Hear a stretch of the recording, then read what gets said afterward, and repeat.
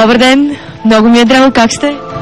Идеално се чувствам, защото присъствате тук. Специфично интервю е. Достатъчно специфично, за да може да се намери един добър отговарящ. Казвам се Милен Минков. Задава се едно добро време за добиране на етноса, който е индийска майка, доставена от Оманската империя, където това силно развитие на раждаемостта ще предизвика в един момент дискриминация за българския етнос, за белите гърди. Какво се занимаваш? Безработен съм с голямо желание. Безработицата е истинска благодат. Бъдещето да бъде по-безработно. Ти работил ли си някога? Работил съм някога. По мое желание беше в доста елитно заведение на Кремиковци. Какво мислиш за подобрението на сигурността? Това ще бъде един чип, който няма да бъде откраднати от Бил Гейтс.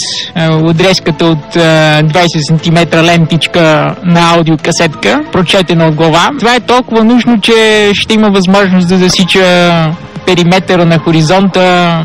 Човека не може да бъде докоснат от друг човек, вместо да ви сгриза микрофона на сила.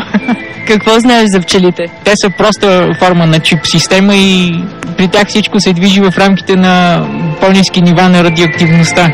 Ти участвал ли си във филм? Не съм участвал във филм, защото когато човек тръгне да участва на такова мероприятие, той е дискриминиран от някой, който, например, прилича на баща ми, забраняващ да се насъди лешник в градината. А майка ти не противодейства ли? Ами тя е толкова осложнена обстановката, че ти да говориш с един камикадзе е по-добре.